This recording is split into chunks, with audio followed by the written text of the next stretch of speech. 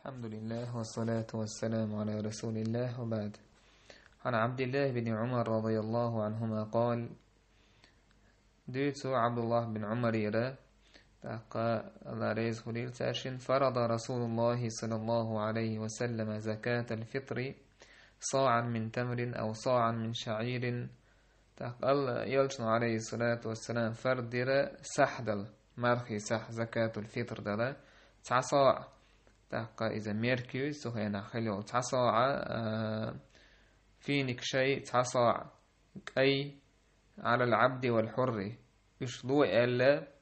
زكاة الفطر لو ألا لين ديرا والحر ماشوج ديرا والذكر والأنثى سجناء زوجنا ديرا والصغير والكبير جمتنا وقتنا دير من المسلمين بصوبنا خامل شبه. وأمر بها أن تؤدى قبل خروج الناس إلى الصلاة.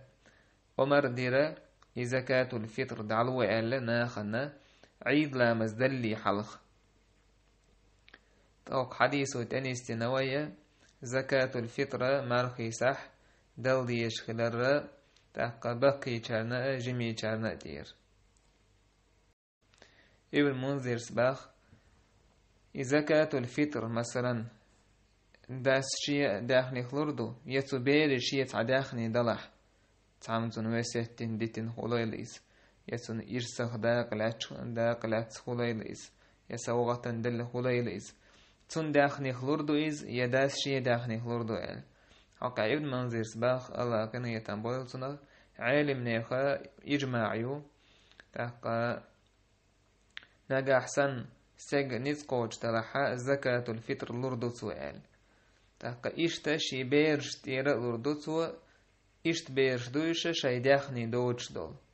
أم تير داخني از بيري داخني دلح أخرج عنه من مالي تبيري داخني خد على لردوي زكاة الفطر يعني تحقا نين كي راح دولش دول بيرا سنتير زكاة الفطر دلر واجب دوي أج دوتا حميد أن عثمان رضي الله عنه كان يعطي صدقة الفطر عن الحبل. عثمان بن عفان الله ريز خليل سوى زكاة لورة زكاة الفطر مرخي سح لورة نين كيرا دولش دوتشو بيرن تيرا إدلر